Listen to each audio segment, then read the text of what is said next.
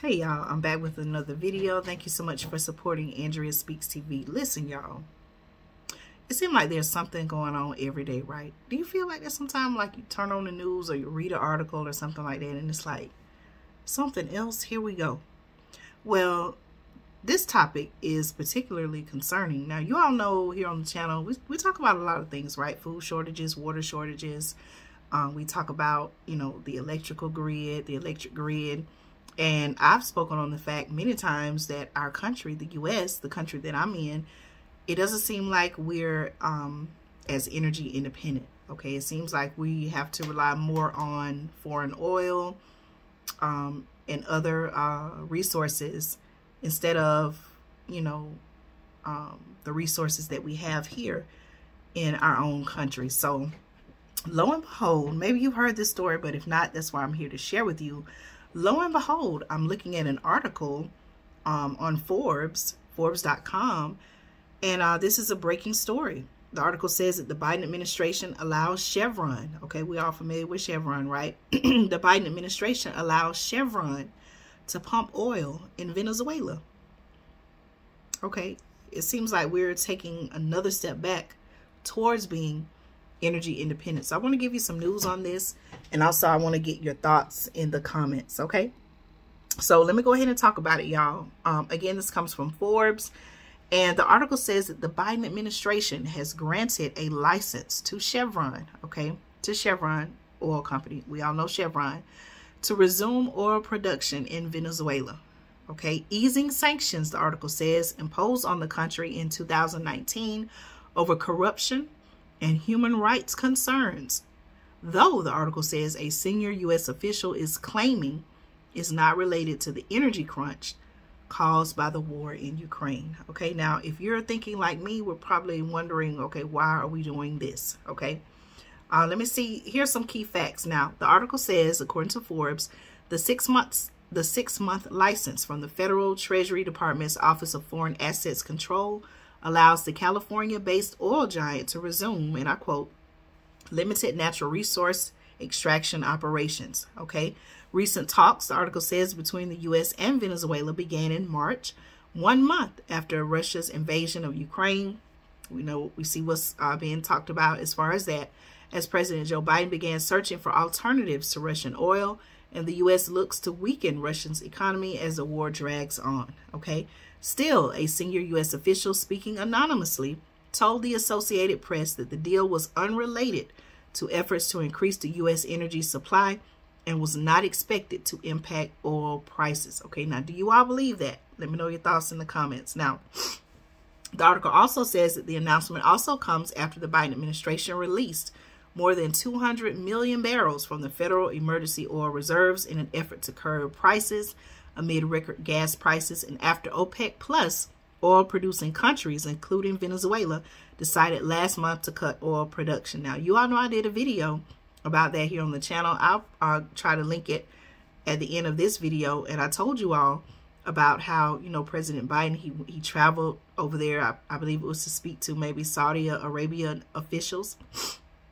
Some people said it was like he was begging for oil, but as a result, it was announced at this OPEC Plus meeting that the oil production, I believe over the next 2 years or a certain amount of time, will be cut by 2 million barrels. Okay, so I don't know, because it didn't work out with the OPEC Plus meeting, because their decision was not favorable for the United States. Do you believe that this is now why all of a sudden Biden has issued this license for Chevron to pump oil in Venezuela? Do you think that's the reason why, or what are your thoughts? Please share them in the comments. Okay, remember, this information, according to the article, was released anonymously. Okay, so apparently maybe they didn't really want us to know about this yet. Okay, let's see. Federal officials, the article says, granted the license after Venezuelan President Nicolas Maduro, who has been harshly criticized for human rights abuses, the article says, agreed with opposition party members to a humanitarian spending plan focused on education, public health, food security, and electricity programs, and to continue negotiating around efforts to hold free and fair elections in 2024. Okay, the Biden administration called the announcement and I quote, important step in the right direction. Now, I just told y'all, it seemed like we're taking a step backwards, right? Another step backwards. But according to the Biden administration, they're calling the announcement, and I quote, an important step in the right direction. You all let me know your thoughts about that. Okay, now that is, now that particular quote, it says, was reported by CNN. As the Latin American country remains in a political stalemate over who its leader is, with several countries, including the U.S., the article says, recognizing opposition party member Juan Guaido, Guaido, I don't know if I mispronounced his name, as its president after an allegedly fraudulent 2020 election. Okay. The license, the article says, comes with several limitations, however, including a provision prohibiting Chevron from conducting any transactions with Iran or Russian-owned entities in Venezuela. That was reported by Bloomberg. Okay. It also prohibits the country's oil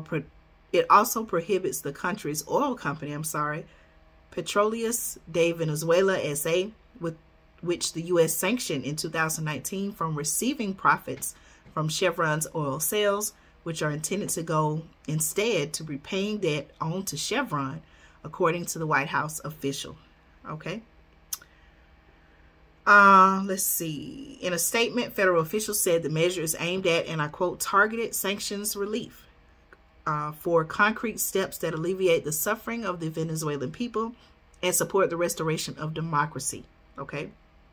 Adding, the Treasury Department will, and I quote again, continue to hold accountable any actor that engages in corruption, violates U.S. laws, or abuses human rights in Venezuela, which is home to the largest oil reserves in the world. Okay, the Treasury Department maintains the right to revoke the agreement at any time if Venezuela does not follow through on its end of negotiations. Okay.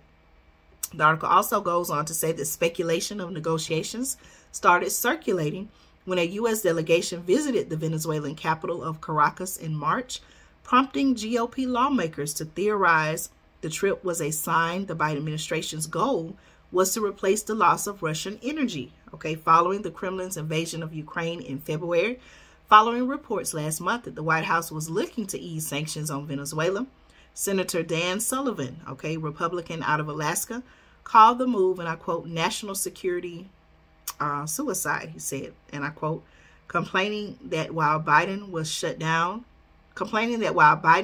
down U.S. energy production, primarily in Alaska, he would then go, and I quote, on bended knee to dictators in countries like Iran, Saudi Arabia, and Venezuela. Okay, I guess maybe that is why also people were saying that he was allegedly begging, or it was like he was begging to get help with U.S. energy. Okay.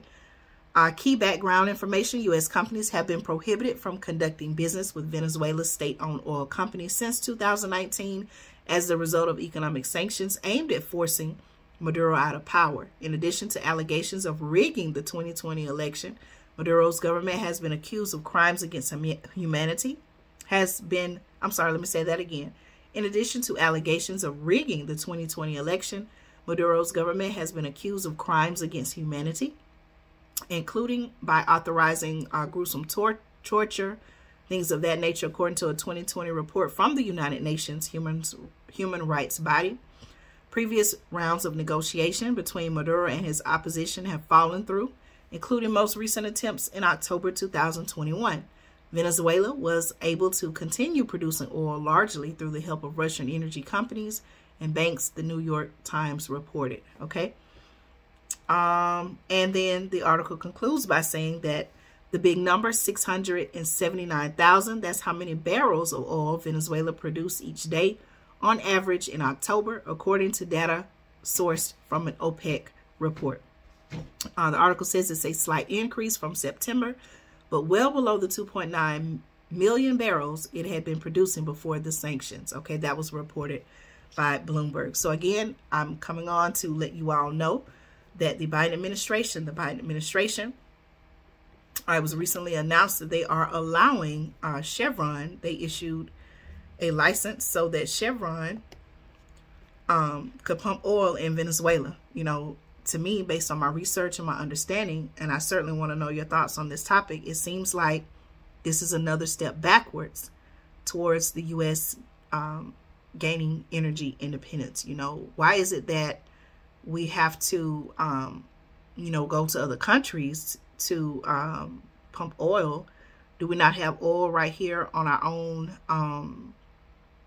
you know, on our own soil, on our own, you know, land here in the United States? It's just very concerning. You know, we're living in a time where, you know, there are conflicts, or, you know, it's being reported that there are conflicts among countries. It seems like everyone is dealing with the same, you know, situations, high inflation, some cases worse than others. Certainly, you know, take a look at what's going on in the UK. And so what I'm saying is, it really seems like every country is really trying to just do for themselves and their people. Do they have, you know, enough to give to other countries like the U.S.?